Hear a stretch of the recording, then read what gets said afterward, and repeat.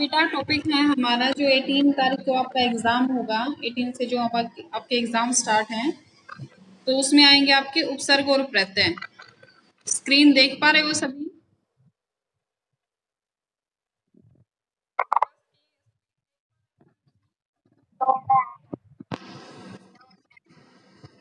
उपसर्ग और प्रत्यय मेरी स्क्रीन पे चेक करो एक बार। मैंने बुक में फोकस कर रखा है। ओके, स्टार्ट करते हैं बेटा। सबसे पहले देखो, हमारी हिंदी भाषा में हम देखते हैं कि अनेक बहुत सारे शब्द होते हैं। डिक्शनरी आपने देखी होगी, जब आप बुक्स पढ़ते हो, बुक्स रीड करते हो तो उसमें भी बहुत सारे शब्द आपको दिखाई देते होंगे। ठीक है, तो सबसे पहले हम स्टार्ट करते हैं वर्ण से। भाषा की जो सबसे छोटी इकाई है वो क्या है बेटा? हमारा वर्ण। और वर्ण क्या होते हैं? हमारे स्वर और व्यंजन। तो उन स्वर और व्यंजन से जब वो स्वर और व्यंजन जब आपस में मिल जाते हैं तो क्या बनते हैं? हमारे शब्द बन जाते हैं। ठीक है, तो अनेक प्रकार के शब्द होते हैं। शब्द किसको कहते हैं? वर्णों के सार्थक समूह को। फॉर एग्जाम्पल देखो, वर्ण तो हम किसी भी तरह कोई भी वर्ण हम मिला दें, कोई भी वर्ण शब्द नहीं कहला सकता। उसका सार्थक, सार्थक मतलब अर्थ के साथ, जब उसका कोई ना कोई अर्थ निकलता होगा वो तब क्या कहलाएगा बेटा? शब्द कहलाएगा। ठीक है, जैसे हमारे यहाँ पे देखो एक शब्द दिया हुआ है कलम। ठीक है, 3 वर्णों से मिलकर बना हुआ है, क, ल और म। ठीक है, तो हम इसको थोड़ा सा उलट देंगे शब्दों को। यहाँ पे हमने लिख दिया क म ल। कलम की जगह हमने म पहले कर दिया, ल बाद में कर दिया, तो हमारा शब्द क्या बन गया? कलम और कमल। ठीक है, तो दोनों क्या है? ऐसे शब्द हैं कि जिनका अर्थ निकलता है। कमल एक फूल का नाम है, कलम जो हमारे लिखने के काम आती है। लेकिन अगर हम फिर से इन शब्दों को उलट पलट दें, आगे पीछे कर दें, तो क्या बन जाएगा हमारा? मकल, लकम। तो उनका कोई भी अर्थ नहीं है, तो क्या है? शब्दों की श्रेणी में नहीं आती। ठीक है, तो वर्णों के सार्थक समूह को शब्द कहते हैं। जिसका अर्थ निकलता हो हम उसको क्या कहेंगे? शब्द कहेंगे। उसके बाद है शब्द की परिभाषाएं, सॉरी शब्द की विशेषताएं। सबसे पहले आई देखो बेटा, अगर ये समझ में आ गई हैं तो आगे आपको दिक्कत नहीं आएगी। शब्द की प्रमुख विशेषताएं, सबसे पहले क्या कि इकाई होती है।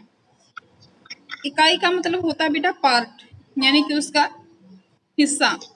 बेटा वीडियो ऑन करो सभी स्टूडेंट। सभी स्टूडेंट अपनी वीडियो ऑन रखें।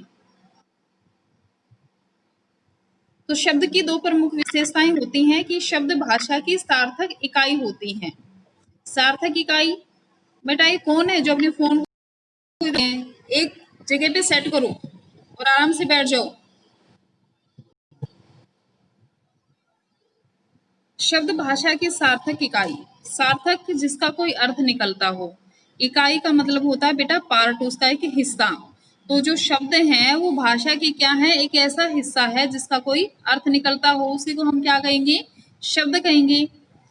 दूसरा है शब्द भाषा की स्वतंत्र इकाई है। ये मोस्ट इंपोर्टेंट है, इसको जरा ध्यान से समझो। शब्द भाषा की स्वतंत्र इकाई। स्वतंत्र इकाई कैसे है? देखो, जब भी कोई शब्द होता है वो अपने आप में स्वतंत्र होता है। स्वतंत्र मतलब जो व्याकरण के नियम होते हैं, ग्रामर के जो नियम होते हैं, उनसे बंधा हुआ नहीं होता। किसी भी, देखो हम वाक्य में किसी भी शब्द को प्रयोग करते हैं तो कह सकते हैं कि ये संज्ञा है, ये सर्वनाम है, ये विशेषण है, ये हमारी क्रिया है, ये हमारा क्रिया विशेषण है, ये अव्यय शब्द हैं, ये संधि है, समास है। ठीक है, अनेक प्रकार के जो भाषा में जो हमारे रूल रेगुलेशन है उनके अकॉर्डिंग हम उनको बता सकते हैं। लेकिन जब अकेला शब्द होगा, एग्जाम्पल हम लेते हैं कलम का ही। ठीक है, हमारे पास अकेला शब्द है कलम। ठीक है, तो कलम क्या है? संज्ञा है, सर्वनाम है, विशेषण है। जब तक ये शब्द वाक्य में प्रयोग नहीं होगा हम इसको नहीं बता सकते कि व्याकरण के नियमों के अनुसार क्या है। ठीक है, तो क्या है कि शब्द भाषा की स्वतंत्र इकाई है, वो स्वतंत्र रूप से भाषा में प्रयोग होते हैं, व्याकरण के नियमों से बंधे हुए नहीं होते। उसके बाद होता है शब्द निर्माण। अब देखो, शब्द निर्माण यानी कि शब्द बनते कैसे हैं, इतने सारे शब्द हमारी हिंदी भाषा में कैसे आए। अब जैसे जो मनुष्य जन्म लेता है, मनुष्य की मृत्यु होती है, संसार का नियम है कि जो संसार में आता है उसको एक दिन मरना ही होता है, यानी कि वो खत्म जरूर होता है। ठीक है, चाहे वो लिविंग थिंग्स हो चाहे नॉन लिविंग थिंग्स हो। उसी प्रकार से शब्दों में भी होता है। शब्दों का जब जन्म होता है तो शब्दों की मृत्यु भी होती है। अब शब्दों का जन्म कैसे हुआ, इतने सारे शब्द हिंदी भाषा में कैसे आए। देखो, हमने शब्दों को कई प्रकार से बांट दिया। कुछ हमारे संस्कृत भाषा के शब्द होते हैं, कुछ हिंदी भाषा के शब्द होते हैं, और कुछ विदेशी भाषाओं के शब्द हम बताते हैं। लेकिन वो हिंदी भाषा में कैसे आ गए वो सारे के सारे शब्द। देखो, हमारी जो जननी है हिंदी भाषा की, वो क्या है, संस्कृत भाषा है। ठीक है, तो संस्कृत भाषा जब धीरे धीरे कम होती गई और दूसरी भाषाएं आती गई, तो कुछ संस्कृत के शब्द हमारी हिंदी भाषा में आ गए। अब कुछ समय पहले, बहुत सालों पहले आक्रमणकारी थे, कुछ अफगानिस्तान के थे, कुछ जो और भी जो अंग्रेज हमारे देश में आए, तो बहुत सारे विदेशी आक्रमणकारी हमारे देश में आए और उन्होंने क्या किया कि कुछ तो वापस चले गए और कुछ हमारे देश में ही बस गए। आपने अपनी एसएसटी में भी पढ़ा होगा, 6 क्लास के एसएसटी में आता है कि व्यापार कैसे शुरू हुआ। ठीक है, कौन कौन से रास्तों से व्यापार किया जाता था, रेशम का व्यापार कैसे शुरू हुआ, काली मिर्च का व्यापार कहाँ से होता था, काली मिर्च को प्राचीन काल में काला सोना कहा जाता था। ठीक है, तो किस रास्ते से वो लोग आते थे, कैसे व्यापार करते थे। तो ऐसे ही वो लोग जब व्यापार करने के लिए भारत में आए, भारत के लोग व्यापार करने के लिए बाहर गए, तो क्या हुआ कि उनकी भाषा पर भी थोड़ा बहुत असर पड़ा। कुछ उन्होंने विदेशी भाषाओं के शब्द सीख लिए और कुछ विदेशी लोगों ने हमारी हिंदी भाषा के शब्द सीख लिए, और वो धीरे धीरे वो शब्द जो है प्रचलन में आते गए और वो हमारी हिंदी भाषा का ही हिस्सा जो है बन गई। से तो ऐसे शब्द हमारी हिंदी भाषा में आए। उसके बाद अलग से शब्दों का जन्म कैसे हुआ, वो 3 प्रकार की प्रक्रिया होती है। 3 प्रकार से शब्दों का जन्म होता है। वो कौन कौन से हैं 3 प्रकार। नंबर 1, उपसर्ग के माध्यम से। नंबर 2, प्रत्यय के माध्यम से। और नंबर 3, समास के माध्यम से। तो आज के हमारे टॉपिक हैं बेटा कौन कौन से, उपसर्ग और प्रत्यय। सबसे पहले देखते हैं उपसर्ग का मीनिंग क्या होता है। ठीक है, उप मतलब उसके साथ छोटा सा, सर्ग का मतलब होता है सृष्टि करना। सृष्टि करना मतलब किसी चीज को बनाना। ठीक है, तो उप यानी कि एक छोटा सा हिस्सा। तो यहाँ पे आएंगे, देखो ऊपर हमने पढ़ा था शब्द क्या होते हैं, तो यहाँ पे हमारे पास आएंगे हमारे शब्दांश। शब्दांश कोई भी मीनिंग, कोई भी वर्ड आपको समझ में ना आए तो हम क्या करेंगे, उसको तोड़ देंगे बीच में से, उनको 2 पार्ट में डिवाइड कर लेंगे और फिर अलग अलग अर्थ हम उनका समझ लेंगे। तो हमारे पास वर्ड है शब्दांश, तो हम इसको क्या करेंगे, शब्द जमा अंश। ठीक है, तो अगर हम संधि करते हैं तो क्या बन गया हमारा, शब्दांश बन गया। शब्द प्लस अंश, अंश का मतलब होता है एक छोटा सा हिस्सा। ठीक है, एक छोटा सा टुकड़ा, यानी कि शब्दों का एक छोटा सा टुकड़ा। तो उपसर्ग हमारे क्या हुए, कोई भी हमारे पास है, अगर हम उससे पहले किसी भी शब्द का एक छोटा सा हिस्सा अगर हम लगा दें तो क्या होगा, उसके अर्थ में परिवर्तन होगा। प्रत्यय, प्रत्यय में भी वही है कि शब्दांश लगेगा, लेकिन प्रत्यय में शब्द के अंत में, शब्द के बाद में, जबकि उसमें किस में आएगा, शब्द के पहले। ठीक है बेटा, ये आपको ध्यान रखनी है। प्रत्यय हमेशा शब्द के बाद में लगेगा, उपसर्ग हमेशा शब्द से पहले लगेगा। उसके बाद आती है परिभाषा। उपसर्ग भाषा के वे लघुत्तम सार्थक खंड होते हैं। उपसर्ग भाषा के वे लघुत्तम, लघुत्तम का मतलब होता है बेटा बहुत छोटा, यानी कि छोटे छोटा, सार्थक जिनका कोई अर्थ निकलता हो, खंड मतलब हिस्से। जो है भाषा के सबसे उपसर्ग क्या होते हैं, भाषा का एक छोटा सा हिस्सा होते हैं, एक छोटा सा पार्ट होते हैं शब्दों का, जो शब्द के आरंभ में लगकर नए नए शब्दों का निर्माण करते हैं। अब देखो, तुम्हारे स्टेंजे आते हैं, तुम्हारे पैसेजेस आते हैं हिंदी भाषा में, तुम चैप्टर रीड करते हो, बहुत सारे शब्द ऐसे होते हैं कि जिनका तुम्हें मीनिंग नहीं पता होता, कुछ मीनिंग तुम्हारी बुक में दी हुई। उपसर्ग के माध्यम से हम उस प्रॉब्लम को भी सोल्व कर सकते हैं। कैसे? हमारे उपसर्ग 3 प्रकार के होते हैं।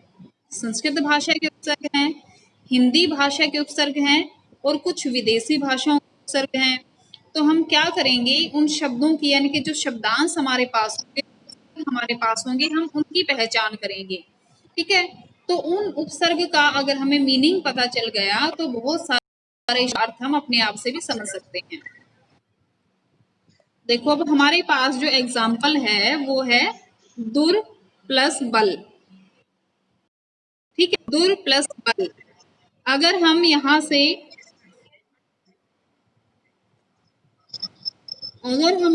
बल हटा दे, बेटा डिस्टरबेंस कैसे हो, कैसे बीच में कौन बोल रहा है?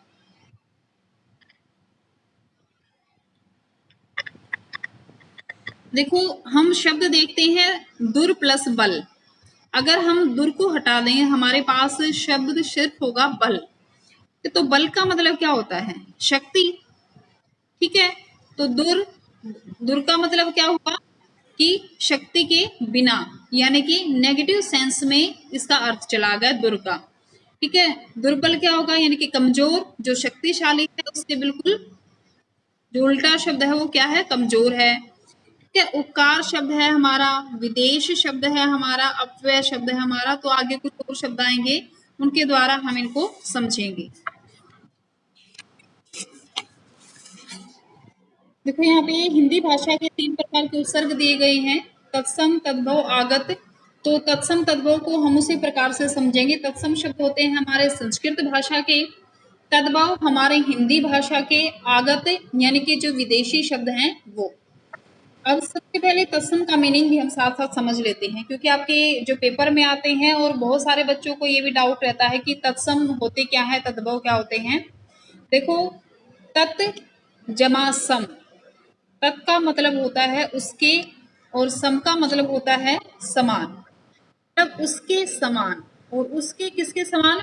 पहले ही बताया था जब चैप्टर स्टार्ट हुआ कि हमारी संस्कृत भाषा सबसे प्राचीन भाषा है। ठीक है, तो किसके समान? संस्कृत के समान। हमारी हिंदी भाषा में जो कुछ ऐसे उपसर्ग या ऐसे शब्द आए हुए हैं जो संस्कृत भाषा से एज इट इज हिंदी भाषा जैसे थे संस्कृत भाषा में, वैसे ही हिंदी भाषा में भी प्रयोग होते हैं। तो हम उनको तत्सम शब्द कहते हैं। और जो ऐसे उपसर्ग जो ऐसे के ऐसे संस्कृत से हिंदी भाषा में आ गए हैं, हम उनको क्या कहते हैं? तत्सम उपसर्ग कहते हैं। उसके बाद आता है बेटा तद्भव। तद्भव किसमें होता है कि जो संस्कृत भाषा से हिंदी भाषा में जो शब्द आए हैं, लेकिन वो थोड़े बहुत परिवर्तन के बाद हिंदी भाषा ने स्वीकार कर लिए। For example, उष्ट्र। उष्ट्र शब्द संस्कृत भाषा का है, उसको हिंदी भाषा में ऊंट बनाकर हमने स्वीकार कर लिया। ठीक है, तो ऐसे क्या है, और कुछ और शब्द हैं। एक और देखो, दूसरा शब्द है उलूक। उलूक हमारा संस्कृत भाषा का शब्द है, हिंदी भाषा में हम उसको कहते हैं उल्लू। ठीक है, तो ये कुछ ऐसे शब्द हैं जो संस्कृत भाषा से हिंदी में आए और थोड़े। यस बेटा, यस बेटा, कौन बोल रहा था? क्लियर नहीं आ रही है क्या?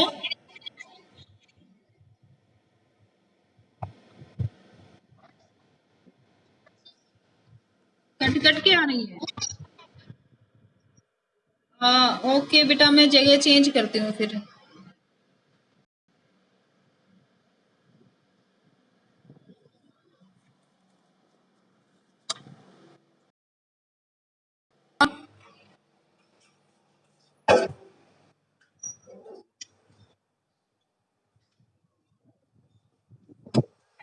अभी अभी ठीक है।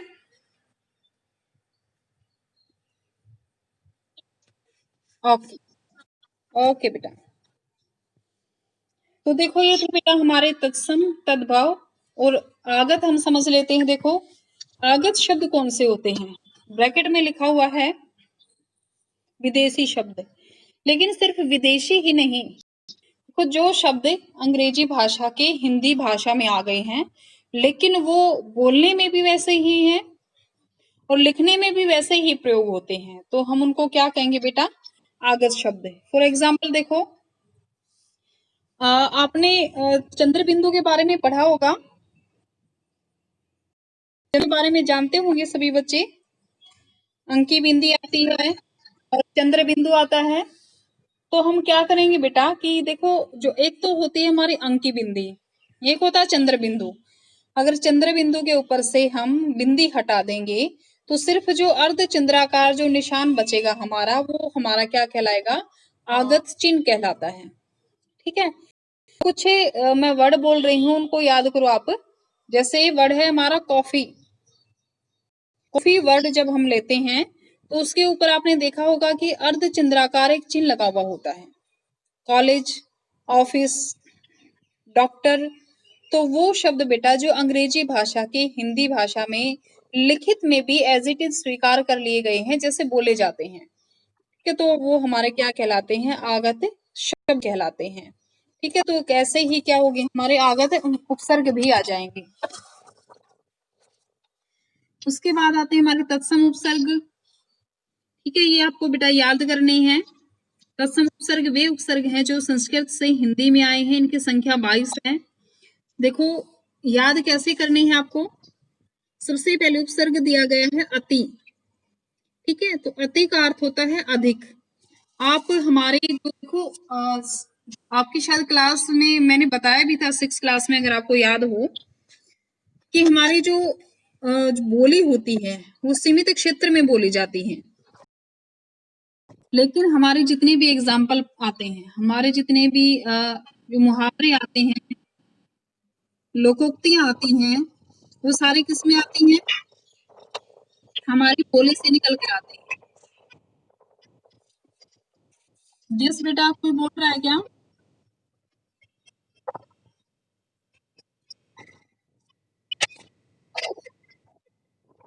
बेटा आवाज कैसी आ रही है बीच में? अनम्यूट करो अपने अपने इसको।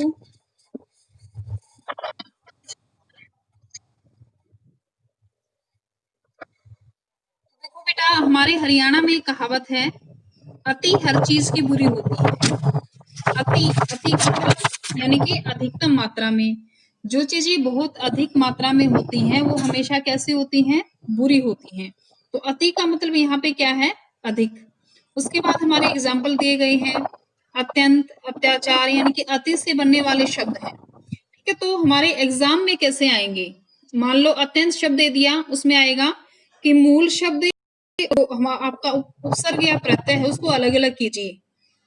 क्या देखो, बात क्या आती है हमारे मूल शब्द की? मूल शब्द क्या होते हैं हमारे? मूल शब्द का मतलब होता है बेटा धातु रूप। धातु रूप मतलब अंग्रेजी में इसको कहते हैं रूट। रूट का मतलब देखो ऐसे तो क्या होता है? जड़ होता है। धातु शब्दों को रूट कहा जाता है। उसका मतलब क्या हुआ? जड़ें, यानी कि जहां से किसी भी शब्द की जड़ें जुड़ी हुई होती हैं, जहां से किसी भी शब्द की जड़ें जुड़ी हुई होती हैं, यानी किसी भी शब्द की शुरुआत जहां से होती है, वो क्या कहलाएगा हमारा बेटा? धातु शब्द कहलाएगा, यानी कि मूल शब्द कहलाएगा। एग्जाम्पल देखो, जैसे हमारे पास शब्द है लिख। ठीक है, लिख शब्द से हम अनेक शब्द बना सकते हैं। लिखाई, लिखेगा, लिखना, लिखा। यस बेटा, वॉइस नॉट क्लियर। भाई मैं कहाँ जाऊं, अभी मैं बहुत ऊपर आ गई हूँ।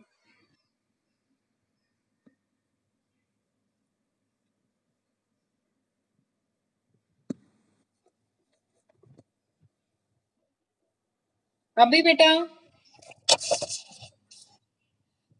अभी है क्या क्लियर? बेटा अभी वॉइस क्लियर है?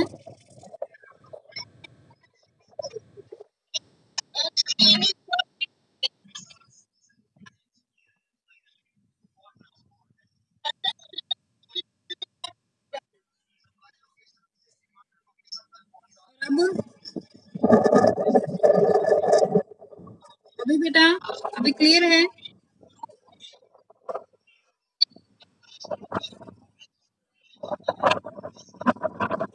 बेटा म्यूट कीजिए अपने अपने फोन को।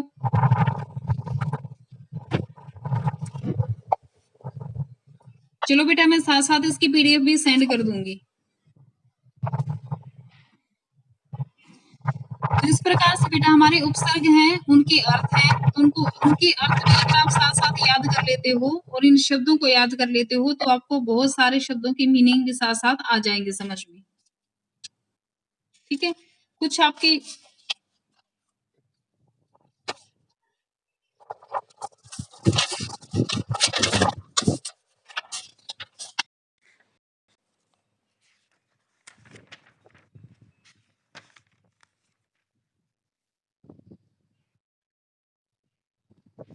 रेंज चली गई थी बीच में। तो उसके बाद आते हैं बेटा हमारे प्रत्यय शब्द। हमारे प्रत्यय क्या होते हैं? जो शब्द के अंत में जुड़कर उसके अर्थ में परिवर्तन कर देते हैं। बेटा म्यूट कीजिए अपने माइक को, किसका चल रहा है ये पीछे? बेटा अपने माइक को म्यूट करो पीछे। टीवी चल रहा है, फोन चल रहा है, किसका चल रहा है ये?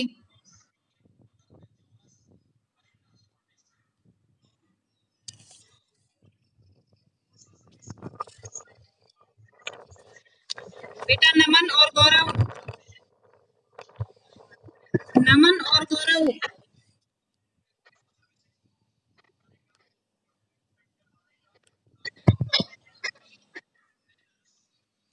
बेटा नमन, अपने अपने मोबाइल फोन को म्यूट कीजिए।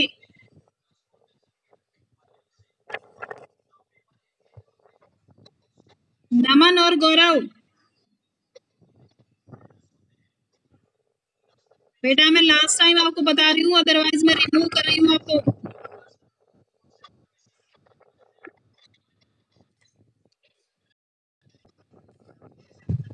Anil sir, Anil sir.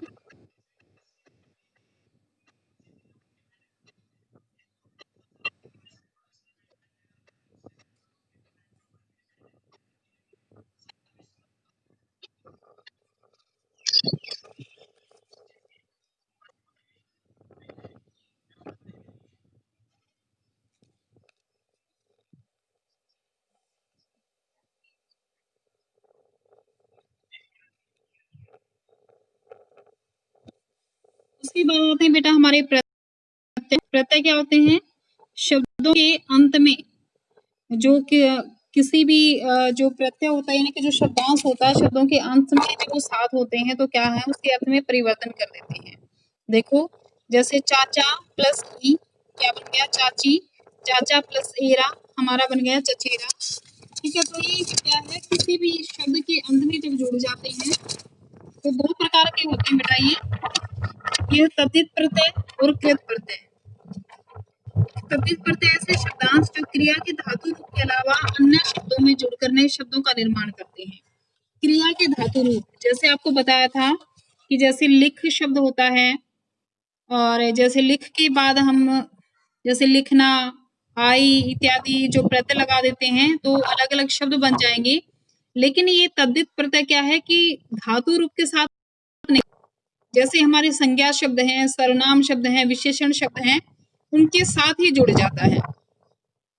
जैसे बूढ़ा प्लस आपा बुढ़ापा, अपना प्लस पन अपनापन, मीठा प्लस आस मिठास, बाहर प्लस ई बाहरी। तो जबकि कृत प्रत्यय क्या है कि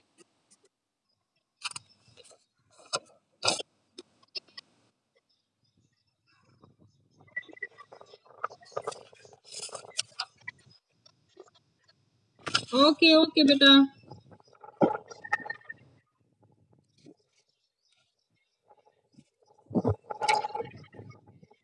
बेटा ये नमन और ये ललिता सेठी नाम से जो है, अपने अपने माइक को म्यूट करो बेटा।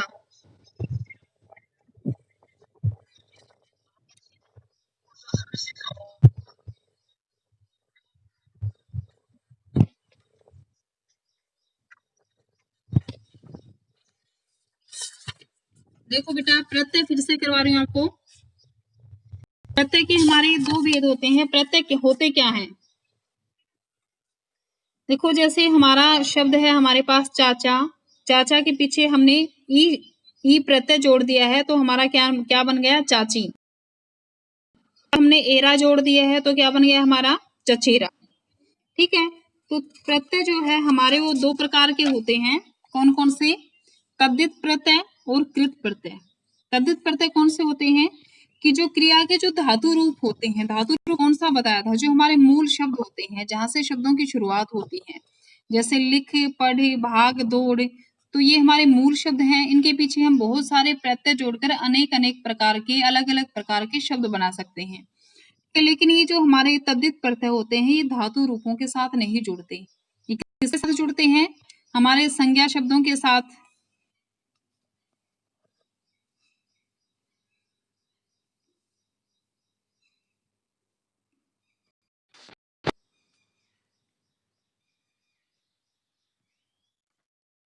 बेटा, ये जुड़ते हैं हमारे संज्ञा शब्दों के साथ।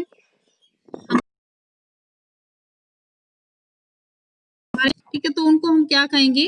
तद्धित प्रत्यय कहेंगे।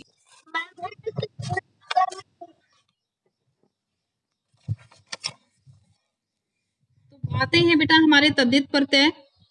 तद्धित प्रत्यय कौन से होते हैं? वो हमारे मूल शब्दों के साथ नहीं जुड़ते। ठीक, वो किसके साथ जुड़ते हैं? हमारे संज्ञा शब्दों के साथ, सर्वनाम शब्दों के साथ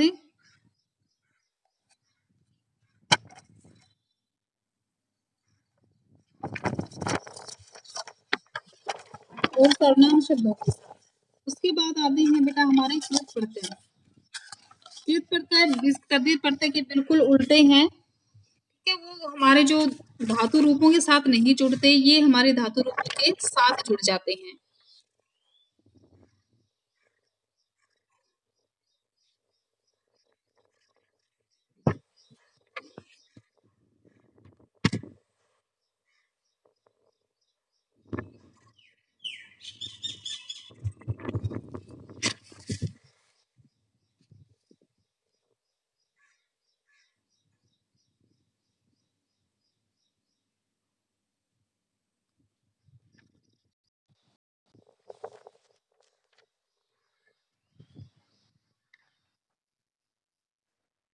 बेटा, रेंज की प्रॉब्लम है, रेंज जा रही है बार बार। कितनी टाइमिंग रहती है बेटा?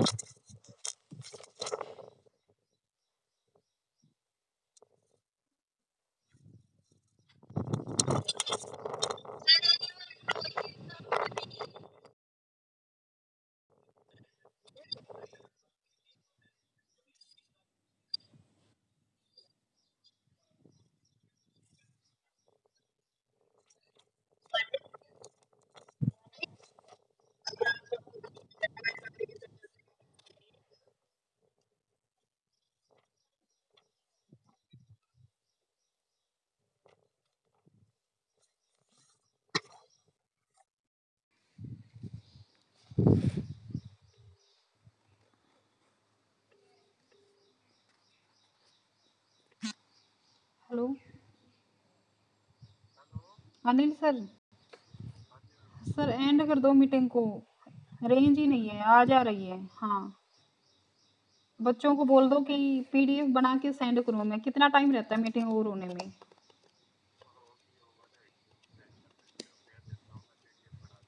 हाँ, पीडीएफ बना के ग्रुप में सेंड कर देंगी। और जो ये ऑडियो अभी जो वीडियो बनाया ना, ये भी सेंड कर दूंगी उनके पास। हाँ, ठीक है, ओके सर।